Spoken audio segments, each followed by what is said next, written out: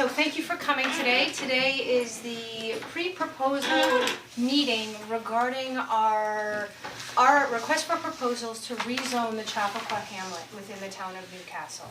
My name is Sabrina Charney-Hull. I'm the Director of Planning for the town of Newcastle, and I'm here today with Rob Greenstein, the town supervisor, and Ivey Poole, who is a town board member. We are here today to kind of frame the process for you, or frame the RFP for you, to give you some insight as to why we're doing this, and answer any questions that you may have regarding our process. So I'm going to start a little bit and talk about the background and the genesis of this request for proposals. In 2017, in July of 2017, the town adopted a comprehensive plan update to create a framework for the future of Newcastle.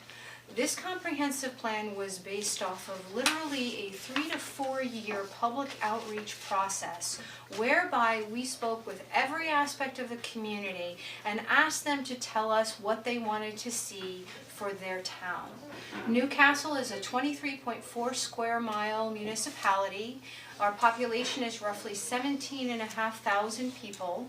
And we have two commercial hamlets. We have our Millwood Hamlet, which is located on the western side of town. We have the North County Trailway running through that hamlet. There is no infrastructure in that hamlet other than roads and sidewalks. So all commercial uses all uses in that hamlet are supported by septic systems. The Chappaqua Hamlet is a little bit different. We are sitting in the Chappaqua Hamlet right now. The Chappaqua Hamlet has infrastructure. We have water service, we have sewer service, and we have a train station in the Chappaqua Hamlet. And that it puts the two hamlets in very different positions when it comes to implementing the goals of the comprehensive plan.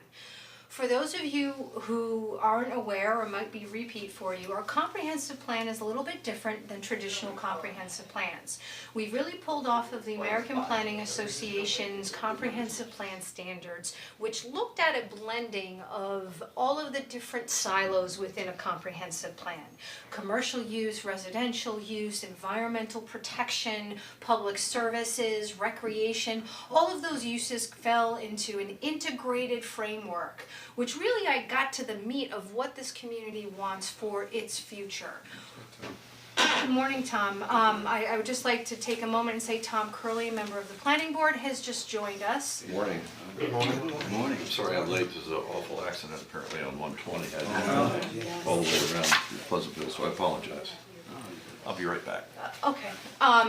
The comprehensive plan set forth specific goals. There was a cry to maintain the character of the existing community. We are 3% commercial land use in the community. The rest, the remaining 97% is single family homes. The character of our bucolic countryside is something that the community wanted to preserve. There was a recognition in the comprehensive plan that the community wanted to provide a diversity of housing type. Single-family homes were no longer the preferred form of living. They wanted diversity in the sense of creating townhouses, apartments, condos, but they were very cautious to say we want to maintain the character of the community. They also specifically directed any new development to occur where existing infrastructure exists. They wanted to target the Chappaqua Hamlet as the location for all new development, and they specifically wanted to meet the needs of the town's population that are currently being unmet. We are most specifically a community full of families with children that are in the school systems. We are losing population when it comes to our older generations. After kids matriculate through the high school, the parents tend to sell their single family homes and move to more vibrant communities. We also are losing our young people. They can't come home here, they don't want the 50-minute commute on the train station. So the town really looked at those two factors and said, what can we do, again, keeping with the character of our community, preserving our environmental aspects, and really get at what the community needs. And that's where the Chappaqua Hamlet came into focus. The town recently invested $14 million in an infrastructure and streetscape revitalization project in the hamlet. As we were planning that project, we anticipated the zoning changes that we have asked you to respond to in this RFP. So our infrastructure from a sewer and water perspective is sized according to additional development. We need to examine stormwater, and we have specific environmental needs in our Chappaqua Hamlet. We have a high groundwater table. We have, the hamlet exists on a slope, and we have parking issues. We have traffic issues. All of this kind of bundles into different aspects of what we need to consider when we look at rezoning the Chappaqua Hamlet. Specific goals in the comprehensive plan call for revitalizing the economic conditions of the community. Specific goals are providing alternative housing. Specific goals, and in this industry, you know what those goals are: protecting your environmental resources. This request for proposal recognizes that our current zoning code does not allow the type of development that our new 2017 comprehensive plan calls for. We are looking for a different type of zoning. We're looking for more of a form-based zoning. As I said before, one of the major calls in the comprehensive plan is to maintain the existing community character while recognizing there will be future development. Will it be development that resembles White Plains? No, but it will be something that will help fill the gaps within our community. We are not a Mount Kisco. We are the town of Newcastle with 3% commercial land use. And there is a recognition in our comprehensive plan that given the World Wide Web and internet shopping, our downtown businesses are not surviving the way they used to. Feet on the street is something that was recognized in our comprehensive plan. I'm going to stop talking there. I'm going to turn it over to the board members that are here today so they can give you their perspectives on the community, and then we're going to open this up to questions and trying to help you with anything that you have to ask about our process.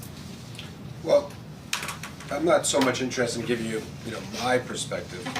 I'm more, we spent, 4 years updating our comprehensive plan, and we had an extensive public outreach. And a lot of people can look at the comprehensive plan and have different interpretations, and everybody can, pick and choose what's important to them and say, this is what the comprehensive plan means. But I think the document speaks for itself. I think the introduction speaks for itself. And, in my opinion, what I will say is this. Downtowns need to change due to the internet, and certainly due to the fact that we also have now basically a third business district with a Whole Foods and a lot of other new and exciting things that are going to attract people to it. So we have a real responsibility to focus on downtown and figure out what we can do to not only compete with that, but also compete with the internet and have it thriving and have it, be vibrant. And something that, we have down here is a train station. And, that's a good thing and a bad thing. We're a commuter town. People take the train to work, and they get off the train, they want to come home. But, if we can somehow take advantage of the fact that we have a train station and it's, transit-oriented development. I'm not saying necessarily this parking lot over here, which is a whole different issue. But, the bottom line is I think we need more people living downtown and, being able to adapt to the changing economy and changing needs. And if we don't do anything, we're going to be in trouble. So we have to do something. And that's mostly the impetus for this RFP. Okay. My name's Ivey Poole. I'm a member of the Newcastle Town Board. I've been on the board for just under a year now, so I'm a relative newcomer to this process. I guess I would just weigh in with a couple of observations. My family, like a lot of families here, moved here for the schools. We have an excellent school district. I have two young children.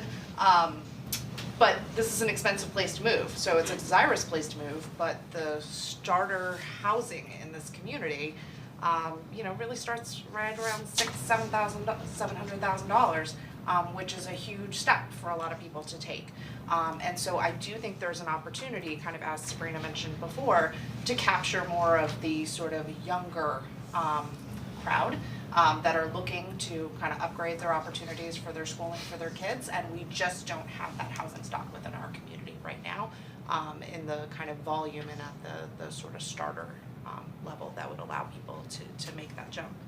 As Rob alluded to, the one thing that I wanted to mention in addition to Sabrina's sort of excellent outline of the comprehensive plan is the role of the opening of the Chappaqua Crossing community. So the Whole Foods up there just opened last weekend. We're all quite excited about that. It did open on Saturday, right? It did, it opened on Saturday.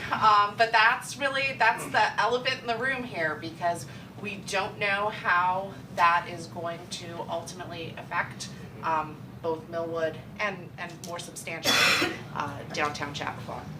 We've made a huge investment, as Sabrina discussed, in upgrading the infrastructure and the streetscape of our downtown, but we know there's more to do. So we've done that work, but we want to do the complementary work of looking at our zoning and thinking about how can our zoning adjust in order to sort of meet the goals as outlined in the comprehensive plan. We want this to be something that's unique and distinct from what's up at Chappaqua Crossing. What's up at Chappaqua Crossing is going to have a Whole Foods, it's gonna have a Lifetime Fitness, which is a gym. It's going to have sort of larger national, regional chain stores up there. Our downtown is something different, it's something unique. People love to come here for the personalized shopping experience that they get. Moms like me, when they wander around the town and they go into these stores and they know the shopkeepers. They want it to feel artisanal. They want it to feel, homemade and personal in a way that Chappaqua Crossing's not going to be. So really, these two things should be complementary. They shouldn't be necessarily competitors. They should be things that work in tandem with one another. So you go to have one kind of experience in downtown, you go to have another kind of experience up at Chappaqua Crossing. And the fact that our train station is here, and you can look at this giant commuter lot that we have here at the train station, all of those people are passing through downtown Chappaqua every day. So we have to think about how do we capture them as potential residents for downtown, as potential shoppers for downtown, and how do we make sure that, again, the zoning code that we have sort of reflects those ultimate goals. So we're at a good opportunity, good moment to be able to do that, both with the upgrades we've made here in the downtown, and also this sort of rebranding process that we're in the middle of right now. If I may, Tom, before you Sure. say something, I think Councilwoman Poole really raises a very important issue with this RFP. We recognize that development will occur. There is a market reality to that new development that we need to make sure that we are addressing, and not, the town is taking the initiative. We're not asking a developer to take the initiative. We want to be in control of the magnitude of that development. The second point I'd like to make is, given the train station and the way people are living today, we know that our parking requirements in our existing code are not necessarily correct for the development or for the zoning we are looking at creating today. So those are two very important aspects of this RFP that I would like you to be aware of, because the fiscal impact analysis and the parking are extremely important in justifying and understanding what will work here in relation to the goals and the character the community is looking to protect. I'm sorry, Tom. No apologies, thank you for that. So my name is Tom Curley, and I'm on the planning board, and unlike our fresh young face here, you can tell I'm not that. I got called young, I'll take it. She knows about you fresh. I'll take that too, I guess. I moved here in '92 when my children were young. Now, just to be sure that you all understand, and having, I'm sure, read or at least skim the comprehensive plan, you know that this is a town which is not just its core, considered its core, Chappaqua, it's the town of Newcastle. And there are various parts to it. And there's another part to it which is on the other side of the Taconic and sort of straddles the Taconic, and that area is called Millwood. We have 4 school districts in this town of 6,000 households, and it's crazy because, I mean, that's the county we live in, you understand all those overlapping boundaries. But nonetheless, the homes over on that side of town are also pretty expensive, even though they aren't the Chappaqua School Yep. District. There are fine school districts over there too that are Yep. desired by many people. So I see this, one of the things that the planning board was, of many that the planning board was concerned about, and I think shared by the town board in putting together helping to put together the comprehensive plan, was and I apologize for missing the beginning of your introduction, and I'm sure you covered this, but It's okay. We're concerned that people just don't go out to go shopping anymore. They need a reason to go somewhere. And we think that that's gonna be something which is going to be more and more a problem for little sort of hamlets and villages like ours, which no longer are going to be the place to go buy something. So our concern was that we are in competition not for the shopping dollar, we think we're in competition for the experience dollar. And that's a tough one. And many towns have tried and failed, and many towns around us have succeeded. Jacob Burns at Pleasantville, I don't know how much that was a lift for them, but I never went to Pleasantville before Jacob Burns opened, and now I go there quite a bit. Peekskill's another example with their music hall, and they've got live music, the Birdsall House, and that's another active place which you go there, and who would have thought that Peekskill would be like that? They started out by, as I understand, putting together the notion of an arts town. I think that was it.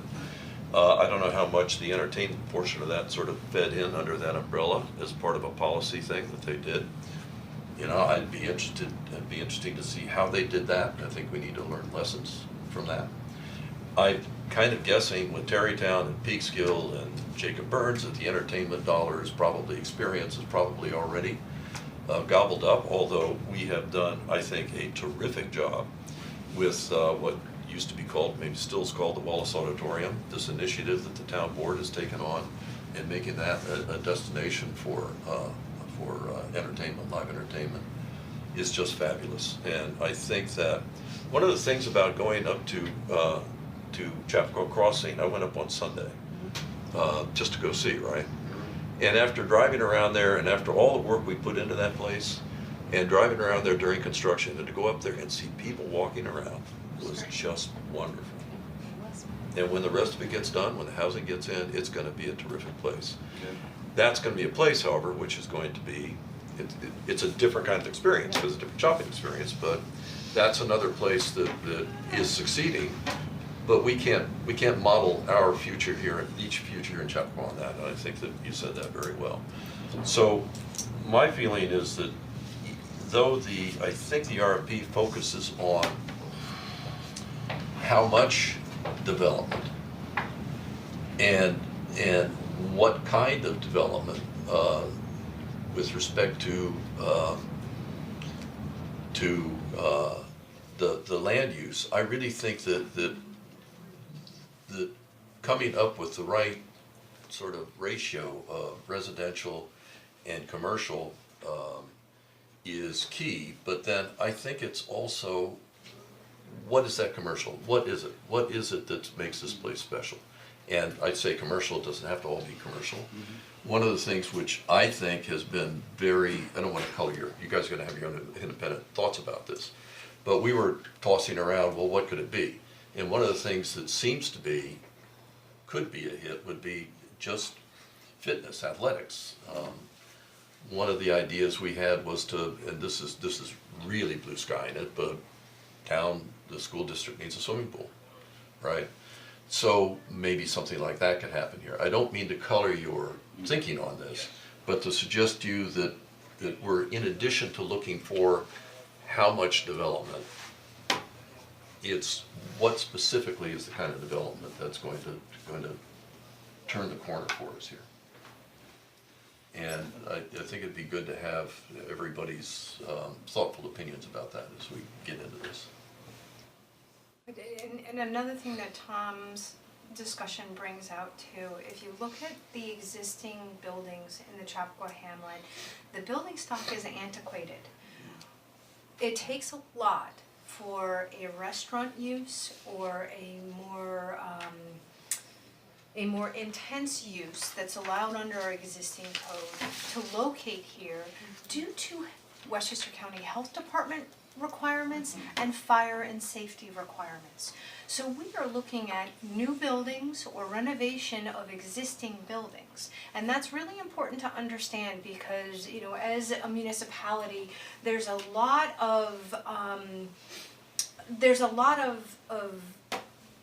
media targets when a business is struggling to get into your town. It's not about the permitting in the town saying no, it's really about the physical capabilities of the building they're going into and whether or not it is conducive to the use that they want to place there. A restaurant use that has never had a closed cooking system needs to make all sorts of investments in a building that they may or may not own, they may be leasing, and it may be unforeseen costs that are dictated by higher standards, state fire and safety codes, Westchester County health and safety codes, building codes, not necessarily the town's codes. So I think that that's important for you guys to understand regarding our existing housing stock. And when we talk about new development, it's renovating the existing housing stock and creating new buildings. Could you talk for a moment about the form-based zoning component of this? Sure. So one of the things, I mentioned it a little bit in the beginning. It's okay. I can repeat it. You don't have to. Well, I think it's an important part. So we have Euclidean zoning right now, which says this use goes here. You all know what that is. Form-based zoning really dictates the form and shape, the how much glass, how tall, what type of attributes are on that building, really how that building fits into the existing context of the community. We need that prescription. It's not as specific as design guidelines, but it comes pretty close. We are looking for a multidisciplinary team because we're not only asking for the zoning component, we're really serious about making these changes and would like to produce a generic environmental impact statement so we can open our doors to people to come in and fulfill this request. Okay, so the town, by issuing this RFP, has taken a serious look at itself in relation to what came out of our comprehensive planning process and said we need to do something now, as the supervisor said, before it is too late. And, it takes a while. We're not looking for a quick fix in 2 months. We really need to get it right. And this is our opportunity to get it right. Our zoning code dates back to the 1950s. We've had Euclidean zoning back to the 1950s. This is the first time we are looking at rezoning. We're not looking for an overlay. We're not looking for a special code. We're looking at replacing the existing zoning in the Chappaqua Hamlet. And that was a decision that was made based on the way we felt we could best implement the comprehensive plan. And I think that's really important from a mechanical standpoint. We're not looking to supplement the existing code. We're looking to create new code. So does anyone else want to add anything before we open it up for questions? No. Okay, we'll take any questions. Sabrina, Got a lot of, go ahead, Sue. no, it's a lot of food for thought. I'm sorry, I came in late. Could you identify Oh, yourself? I'm Stu Turner, Nelson Pope Voorhees. Thank you. Partner. Thank you. A brief question for you, Sabrina, on Frank Fish with BFJ Planning. Right. Is, when you say a new code, I presume though it's the new code for downtown, not. Correct. Yeah. That was one of my Correct. questions. Yeah, And so there's it'd a be map yeah. or a line. Yes, we have a Hamlet boundary. Yeah, yeah. It is on our comp plan website, Right. plannewcastle.us. It is a defined space. there's areas within that boundary that are zoned differently, whether they are single-family residential, or business retail, parking, and even the properties we're sitting on right now, the RFP speaks to town-held assets in the downtown. This property is industrial zoning right now, where we're sitting. So it's really important for you guys to look at the area and not necessarily the existing zoning, but as planning professionals, as architects, you have an understanding of what it means to put appropriate uses in appropriate areas. Do you wanna mention, the moratorium and the moratorium boundaries? Is that the boundary for the study? Yes, the town is currently under a moratorium. Any activity that you see occurring in our community in the sense of building was activity that was in our pipeline prior to October 30th of this year. We're under a 6 month moratorium from all permit issuance in the town. And there's ability for the town board to grant 6-month extensions to that moratorium. The town board and the planning board recognized the seriousness of what we wanted to do, and we wanted to take an opportunity to really do this the right way. Shorty for spaces over 3,000 square feet also. Oh, I'm sorry, I yes. should mention. There's a threshold, 3,000 square feet or greater. So, in that, am I wrong that the study boundary is a moratorium boundary? Or what is the study boundary? The study boundary is all BR and BRP zoning districts. We did not limit single-family zoning, and we did not address the industrial zoning. So it's what you list right on the. Correct. You know, it's in the- And our moratorium is also on our town website, which is mynewcastle.org. I will say one thing, I don't wanna interject my opinion too much, but I will say that, North Greeley, North Greeley is a street that's past, like where the Starbucks is, and we used to have a Rite Aid down there, and goes all the way down. That's a street that's considered the business district, right? The business district Where stretches Susan Lawrence from, is? Yeah, Susan Lawrence, but it goes all the way down, and the there's, business district, just for your familiarity, stretches from Washington Right, Avenue all the way up to the ambulance corps. but it's, that's an area that, it's not a great area for commercial, besides Susan Lawrence, and, which is great. But, it's probably a good area for more residential, just because of the fact that it actually leads to condos, that are at the end of that street. So I'm just throwing that out there because, there's different areas in town that might be better for more density or less density, that's a prime area for more housing and, And The dilemma that Could you be. talked about is sort of basic to a lot of this in terms of keep growing and keeping younger families and maybe smaller units, it's not uncommon. I mean, we're dealing with that in a lot of hamlets and villages, trying to deal with it. And that's sort of the basis of my question. Has the town had people expressing, developer types, expressing interest in doing that? yes. Yeah, okay. Yes, and again, this is the town taking a proactive Right. position rather than stretching a developer through a 6 to 10 year process. And many of you have represented folks who have gone through these local processes that stretch out for years. We're not looking to do that. We're looking to make decisions to give them the recipe as to what we want. And that's great because it establishes criteria through the seeker process. Right. Quicker than Chappaqua Crossing. yeah, Yes. I was gonna say that, yes. It doesn't have to be, that was 15 years, so let's say 12 years Frank, maybe on you this. started That's way at cool. the beginning I of that started at the one. beginning, and let me tell you, I never, yeah, it was. Look at it today. They were great charrettes, and I'm glad it came out the way it did. I'm glad you like it. Well, it It's, wasn't 15 years of complete and total fun, but we No, got there. yeah, we got there. Yeah. So, and with everybody's participation. So I see this as by doing the front work, right? It's a way to sort of open the door to developers to say, we're ready for you. because there's always this sort of, well, geez, I don't wanna get involved in that, you know, I've got easier sites, right? It's also a way, if we do it right, to sort of narrow the door, to get the people in who we actually, not the people, but the groups in who are in concert with who do normally what we want to do here.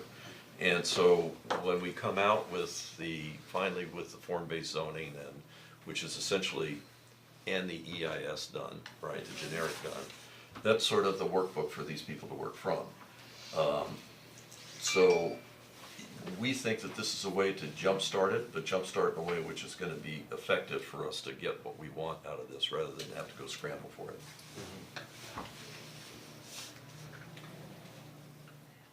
Can I Was ask, it- I know this is kind of commercial question, but I think it's in, can I ask about budget, if there's any range or any thought to it?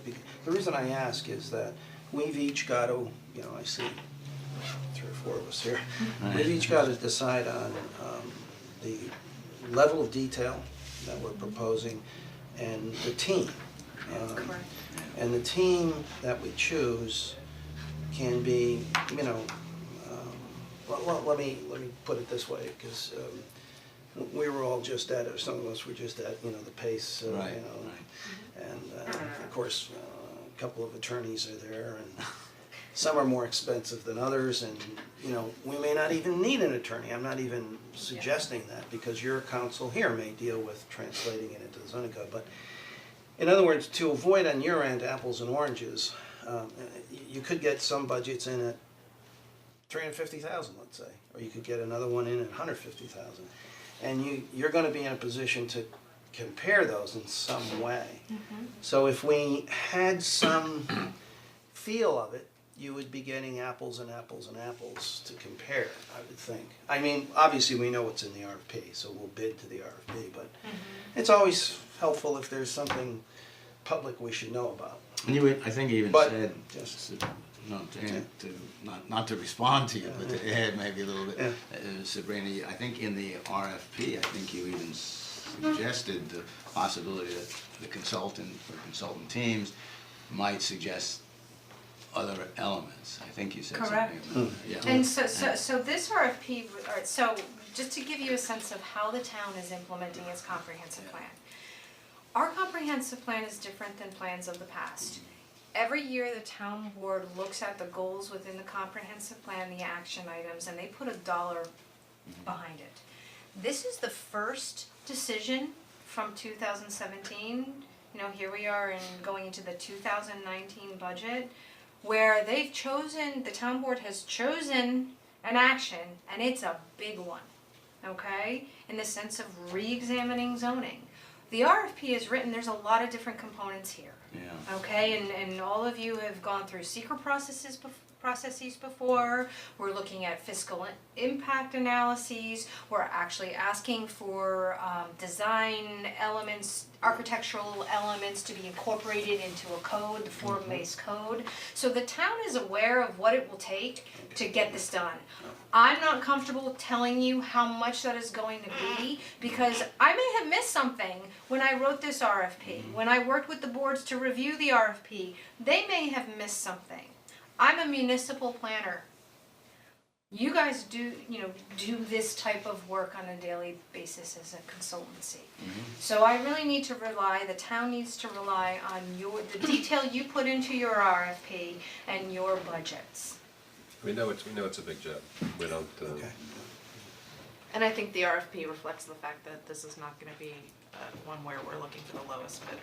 We're really trying to take a approach that considers, you know, both the scope of work and the response to that, as well as, you know, the thoughtful composition of the team that would be responsible for I it. think composition of the team is I'm sorry, Yeah, go ahead. is exactly right. I mean, I did this for a living too. Yeah. And we'd always look at the RFP, talk to the potential client, and figure out the best way to address. And the first best way is to get the right team together. And maybe, I don't know, I mean, I'm familiar with somebody who I see AKRF back there. Your name is? John Neal. John Neal, you aren't on the list yet, but I think we need to get you on. I came in late, so I'll sign up for Oh, it. you too, huh? So, I mean, I know you guys from like way back and you guys are all over and that's great. And so as a specific, I think you guys do everything now, but you used to just do the EIS stuff back in the day when I used to work with you guys. But that being said, you know, whatever team members you guys wanna reform or you wanna find somebody else, we are really, I think, Yes. my first interest is, who's the team? And then how they address the problem, and then somewhere down, I'm on the planning board, so Yep. cost isn't my problem. It's your problem, but sooner or later we'll get to that, and I'm sure that will be a matter of discussion when we get there. Yeah, There's also the time element, you know, we, we're under moratorium. well, we're under the moratorium and the RP has some deadlines, you know, not deadlines, I don't know what you wanna call it, but, you know, we'd like to, move this along because, you know, when you speak to the merchants, for instance, and you know, they're very concerned about Chapel Crossing, obviously, and they will say, well, we're doing a zoning RFP and we're gonna get a lot of investors are gonna come in here and it's, well, how long is it gonna take? You know, we gotta hold on. So I'm not saying we need to rush this, but at the same time, you know, we gotta, we don't have the luxury of, some of these merchants may not have the luxury of time. I don't wanna sound too dire, but, you know, it's, they're hurting already and, Chapel Crossing could help them, but it may not, you know, we don't know. We're also asking for a hard look at the existing hamlet. We're not asking to take something from another town and downsize it and slap it in here. This process includes outreach to a group of citizens to make sure that what we heard through this process is still valid and this is what they want. So that's another aspect of this that needs to be considered. You know, we want something that represents Newcastle. The Chapel Hamlet in the town of Newcastle, and that is essential. That will be your number one thing. If you come in with something that looks like it came from Portchester or Mount Kisco, it's not gonna work here. And the downtown working group that you're mentioning here, is that group been formed already? It has or- not been formed. And we don't know if that's the same group, right? Cause I know you went through a lot of public We did. participation. I assume there'll be several of the same. Yeah. There'll be Expressed, right? overlap, but again, the scope of this project is much smaller than the 23.4 square miles. This is just about the Chapel Hamlet. Well, what I also would like to do at some point is not only, you know, get feedback from the residents, which is obviously important, and we actually paid for a survey that we haven't actually used yet. I think it reaches out to 300 random households, you know, 20-minute survey. We were gonna do it with a comp plan and we never did it. So we paid for it already, but So that's something you'll be doing. we could, we Oh, still have like sort of a credit with them. Oh, you It haven't may done expire this. soon.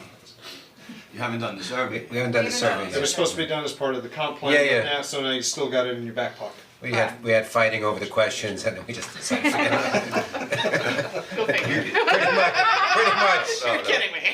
You didn't hear that, we never. You're not unique.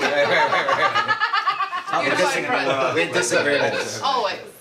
Disagreements, but You putting could that, reach consensus. putting that aside, what was I gonna say? Oh, I personally would also like to reach out to some developers, not that this should be driven by developers, I know people don't wanna hear that, but I do think we need to make sure that what we're proposing is workable from their point of view. That market reality aspect. Yeah. Exactly, I'm very concerned about that, you know. So the market is, to me, the market is really the most, in a way, the most interesting part, because there's a distant market that, distant from our town, which is a potential capture, at least a piece of that. And then there's a near market, which is, who are the people who come here every day, come to the train station every day, kids go to school here. And the question would be, can we capture the far market enough to support the near market? And that's where we get to going out, people decide, well, what are we gonna do today? We don't have to go shopping, but we wanna get out of the house. We wanna go somewhere. And so that's that more distant market that maybe is an opportunity for us. It's a nice experience, so it's worth the trip. right? Yeah, And as great as the streetscape is gonna be, people don't go places just to sit on a bench under a tree unless they're going to a park. This is really important, but it needs to be, there needs This to is be more one people. piece of the puzzle. The infrastructure is important. I mean, I've said for years, cause I started the Chamber of Commerce years ago. When I started, I said that's not gonna be the solution. And then we increased our beautification budget years ago, and that's not the solution. And now we're doing the streetscape and infrastructure, and that's not the solution. I think this is the solution. by the way, all those plans are done, so we'll have access to Yes. your plans. You can go on our With some website details on and the find website. them all. Okay, Everything today is online. okay. There's a lot of stuff on there, yeah. Correct. Yeah. Stuff. Is there a business association now in It's Chappaqua? the Chamber of Commerce. Chamber of Commerce, like, Yeah. yeah. Yeah, Are they active or? yeah, they're active. They're definitely active, yeah. So in sort of this main road out here where we came in and there's Susan Lawrence and start this area. We noticed there, it looks like and the infrastructure has been placed, is the plan to redo all those sidewalks and resurface the streets. That's the all Widen sort of sidewalks. in the pipeline. Yes, it's Yeah, in under the spring. construction. Okay. We have to Yeah. stop So in the winter. the magnitude of the infrastructure and streetscape project, what you will see on the surface is improved and widened sidewalks, new new landscaping on the street, the establishment of areas for public gathering that do not exist. The town will be implementing a traffic light at the King Greeley intersection. There's been discussions regarding recirculation of traffic. This isn't as heavy-handed on recirculation of traffic, but we can't lose parking. Okay? And parking's a big problem in our downtown, you know. Correct. Not only can we not lose it, but if we can be creative and think of ways to increase it, then we need Correct, to. along with this type of rezoning, there's always discussions about new development and covered parking. You know, those are discussions that really need to be examined in relation to what we're looking at in regards to revitalization. Okay, we have a sea of parking over here Yeah, that's for sure. Yeah, In your That's what we industrial know. area, in our industrial area. Exactly. But part of that property is business it's too. business too. we should get cranes and pick the cars up and put them someplace. Oh, that they have those. Yeah. know. I mean, but again, you know, and if you look at the layout of the Chappaqua Hamlet, there are aspects of the hamlet that it just makes sense as to what you can do to meet the needs of the comp plan here. We've talked about Chappaqua Crossing. Is there a housing element to that, Frank, or? Yes? Yeah, right. Yeah, that's what I Yes, thought you said. Now- there's an apartment building consisting of 28 apartments, and there will be 91 townhomes on that site. No, it's more than that, the apartment building has. Or 64, I'm sorry. 64, yeah, yeah. 64 28 apartments. affordables, How did they 10 deal workforce with to rest market rate. the sewer? That's They not have, it. they're in the Westchester County Sewer Oh, District. they are? Yes, they Oh, are. okay. That site has infrastructure. Okay. Yeah. So, if I could, one thing that, I don't know whether you talked about before, but, every place has a capacity, and it's unknown what the development capacity is here, and it's one of the things we're gonna be looking at, but the first one that everybody starts to worry about is traffic. And people will say, you know, you can't put another square foot in the village because the traffic's already too bad. People come with that sort of notion. All development is bad because of traffic. So there are studies that have been done that were part of the bridge intersection design, as I understand it. Traffic studies that are relatively current, and there's background data there. Sooner or later, when we get to the EIS, when we come to the point where you guys come with a recommendation, I hope, that this is how much development you can stand. There's gonna be a traffic component to that so that we can sort of understand what those, what the consequences of that, in addition to water and sewer and all the other things. But Right. traffic is really important, and there is some data on that. Right, and the traffic, that ties into the parking requirements and the re-examination of the parking in the hamlet. But I don't know, I mean, I don't wanna say anything off base, but I think, you know, I mean, as much as I would love to do something here, at the parking lot with a parking structure, that's a huge lift, and that's not gonna be probably happening in the very near future. So even though we may, I guess, consider that for density, and we should consider that for density, the reality is that it's not happening so quickly. What could happen quickly is like development on North Greeley and throughout the Hamlet. I'm not trying to prioritize things, I'm just trying to add a little bit of realism to it. Because you know, we could all have plans for down at this train station, and that's a big lift. You know, there have been so many plans for Right. people coming up with, architects and planners coming up with ideas for how to develop down here. So we've got lots of them, but there's often this big lift with what do you do about the parking and how do you handle that, and some of it's town land, and it gets to be a little bit complicated. You'd think it'd be simple, but sometimes it's more complicated. Right. I mean, I would love to do it something, but I just don't wanna get sort of hung up on that, because it's sort of like, let's go for the low hanging fruit. And you We type of just thing. really need zoning that will fit the entirety of the hamlet, whether it is town-held assets or it is privately held assets. You know, this parking lot has been the subject of everything, because it's a large parking lot adjacent to the train station. That's town owned. It's town owned. That is town-owned. Rec field, during the comprehensive planning process, nobody wanted to disturb recreation field. Okay? There are a couple of if you read through the comprehensive plan, if you read through the public outreach report that was one of the foundations for the comprehensive plan, you will hear what the community said about rec field, Bell School, the train station. You will get a good sense of what people were talking about. We are looking at zoning that will meet the needs of the comprehensive plan.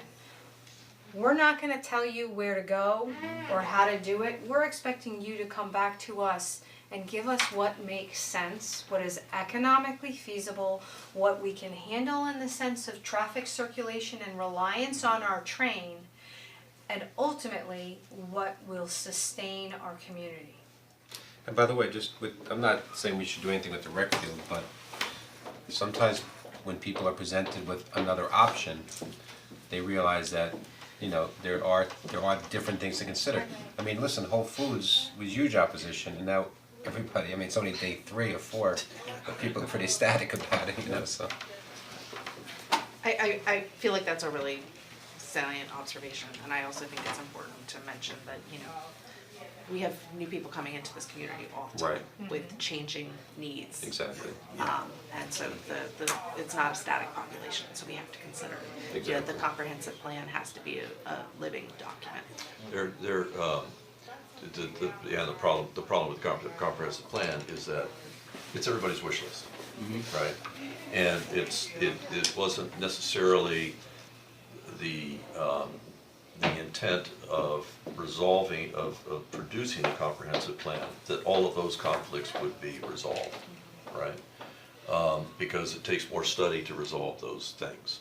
And the competition for land down here between recreation and the other objectives is a pretty direct one. And I'm not gonna suggest that you guys come out of the box and say the only way to do this is to move the ball field. But I think we recognize that that's actually in play. And any way in which you could help us sort of address that question in a technical way with some creative thinking, I think it would be helpful for everybody to be able to bring it back to the public in that light. Yeah. And let me just add one quick thing, I don't know if you mentioned it, I'll be honest, I was a little busy with an email when I first got here, but part of the problem with our downtown is that half the use down here is, the land is municipal owned. You know, between the library and the school and this train station and the rec field. It's half, you know, and if you look at the whole downtown, you know, we got the whole topography issue with King Street. So if you're really looking at our downtown as like just, I'm not saying it's not this whole area, it obviously is, but if you're looking at sort of the walkable downtown, if 50% of it is municipal owned, and that's a problem. So, as much as maybe people do like the ball field there, and I'm not saying it should be moved, unfortunately, sometimes you don't have the luxury of you know, you just don't have the luxury of maybe having that beautiful grass field on street front. I'm not saying it shouldn't be there, but my point is, we are dealing with realities that can't be overlooked. And so, even though everybody has different wishes and things like that, unfortunately, we also deal with constraints that have to be considered, like the hill, like 50% being municipal owned. So it gives us a very small thing to work with. So But that gets to the level of detail in your responses that we're looking at. You know, we are looking at bringing in a partner who has a team, who can help us get through this process and do it right. That is important. You know, this isn't an architectural project, this isn't a planning project, it's not an engineering project. It's a multidisciplinary project with many different facets to help us figure out how we can sustain the community we are today and meet the needs of the future. Okay, You just raised the question in my mind. You have civil engineers? we do, we have a town engineer. Okay, so we'd On be staff. able to work with them, and same with the town attorney, I guess. In what way? We're not looking at hiring outside engineering or outside Right, counsel right. in relation to this RFP. Okay. We are looking at zoning legislation and a GEIS. Consultants may be required to furnish out different components of that GEIS. Our town engineer is not going to be writing a section of the GEIS. That's not going to happen. Our town attorney's not writing a section of that GEIS. We are requesting zoning legislation by means of a form-based platform and a GEIS. The process should include a build-out analysis, which will help inform the zoning legislation, and build out the GEIS, or complement the GEIS, and we're looking for a working group to move it along. Who will the consultant team be working with most directly? I know Bonnie mentioned that. Myself. Okay. I will be project manager You'll be the for the point town. person. You will have check-ins with both the planning board and the town board, and there may be a larger steering group composed of members of the town board and the planning board to be more intimately involved. But your day-to-day contact will be with me, the director of planning. And so you'll need a project manager on your team that'll be responsible Oh, yeah. for coordinating all of the pieces, because it's not Sabrina's full-time job by any Correct. means. Just wanna go back to the timing question again, because you talked about the moratorium. Did you say it started in October? October 30th, So does that mean that we're 4 months into the correct. moratorium already? no, not 4 months. No. We're a month in. One and a half. October 30th. We had to file it, we Or a had to month and a half. file. Yeah, a month and a half. Yeah, a month and a half. There's filing with the state. It's, you know, it was initiated on October 30th. It is October 30th. We October can extend it also if we have. Yeah, there is a reality in relation to the town board's decisions regarding the moratorium, that they may need to extend the moratorium by another 6 months. A lot of what you're going to provide to us by way of your proposals will help inform the town in other decisions that it is going to make. Not only budget, but other decisions that it is faced with. Right. Okay, this new year will be full of decision-making for the town board. Sabrina, I'm not sure that I actually saw, not that I don't have it, but I didn't look at the latest RFP. Is there a, It is is there a date? online. That's fine. Is there and I apologize for that. Is there a date that we're looking for? January 25th is when we are expecting is the date. responses. No, I'm sorry, a date for the end of the study, because. No, we did not put a time frame in there. We really wanted, That- we did scope Okay. it out. You know, we're not looking at a 5-year process here. Well, yeah, okay? but there's a 3-month process and there's a 9-month process. Yeah, there's so- suggested timeframes in the RFP. I think we looked at, I wanna say it was at least 12 months. I wanna say it was probably 12 to 18 months is outlined in the RFP. You folks are the professional practitioners here in building your teams. You will know whether or not our timeframes are correct. Let me say that don't let that influence your schedule. We're looking for, I think, and there are realities that the town board has to go through with public meetings and gathering everybody. You Yep. understand all that because you work with municipalities, but I think I think that we're probably interested in obviously a more efficient and shorter schedule rather than one that says, well, we have 18 months. Right, Correctly, correct. Well said. the merchants would agree with that as well.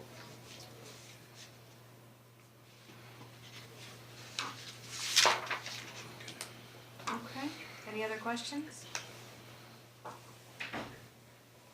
You said that, I think in the RFP, or maybe I saw it online, by the 21st, you will be answering any questions that may have come in This discussion will be put online. online, you said that. We did not, we received one question ahead of time, which has been answered here today. Oh, okay. This will be posted for everybody to refer to. And that's all I can say. The responses are due January 25th. Right, okay. Great. Okay. And everybody, it's very helpful. A lot of in-depth, you know. Yeah, thank you. I mean, the RFP actually, with all due respect, was, I think, pretty clear. But I think a lot of things in this discussion made it even clearer, so. Great. Well, we look forward to receiving your proposals. And thank you for spending the time with us today. Will you be, Thank you.